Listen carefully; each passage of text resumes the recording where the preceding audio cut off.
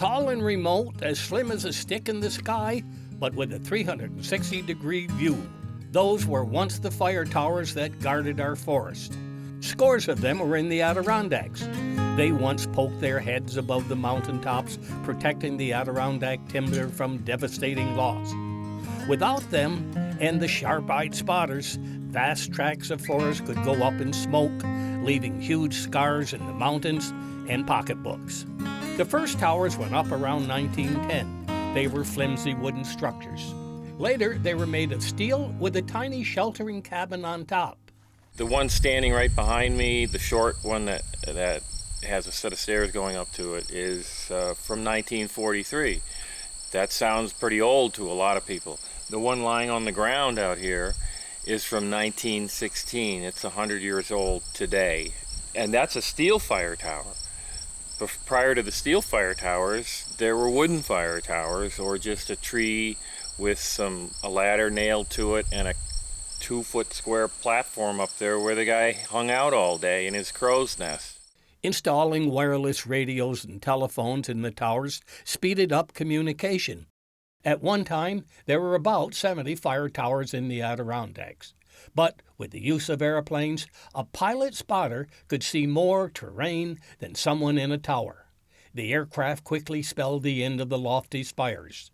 No longer in use, New York State began tearing down the steel towers. Some collapsed with age. That's when groups around the state formed to save the historic structures. It took the Friends of the St. Regis Fire Tower years of determination to save their tower. I believe we started out in 2003, and then it took until about 2010 when Governor Patterson then signed legislation which designated the areas around the tops of the towers as historic areas, which was the first stepping stone in restoring them. And then the unit management plan was complete in 2014, and then we were able to start work in 2015, replace the steps. And this year we were able to officially have a soft opening for the tower now that the steps are replaced and all the railings have been replaced, and it's received a new roof and a new coat of paint. So it's been a combined effort from a lot of people, a lot of donors, big and small.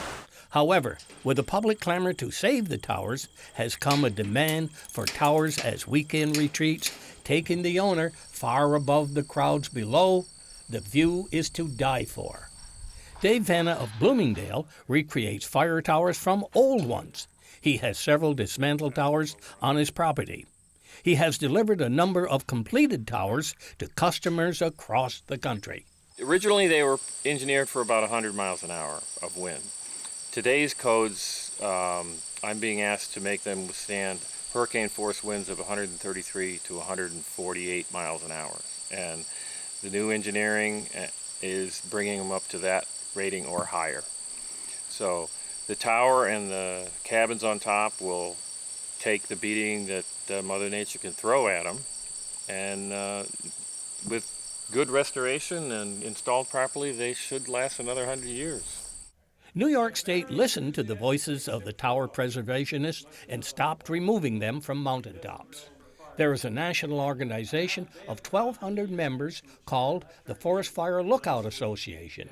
It protects fire towers from being dismantled and educates the public.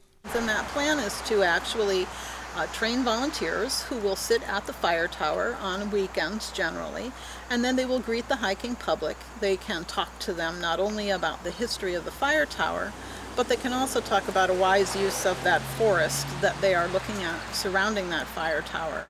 Marty Podscotch has written a book called The Adirondack Fire Towers. It spells out the history and lore surrounding the now historical towers that rose like a church steeple over the terrain. The interesting things are the stories about the men and women who were up in the towers. You know, the bears, meeting people, even up on Hurricane, this family swear that Bigfoot came and was shaking their cabin on Hurricane Mountain by E-Town. Podscotch's Adirondack Fire Towers chronicles the historical importance of towers, from flimsy log structures to steel towers, and the spotters in them that saved thousands of acres of forest. That's why When the call of the wild went out from people wanting a fire tower for recreational or commercial purposes, Dave Vanna was standing by. I have 10 fire towers sitting on the property in various states of restoration. 2 or 3 of these are promised to clients, and the others are awaiting new homes. For Mountain Lake Journal, I'm Jack Laduke in Bloomingdale.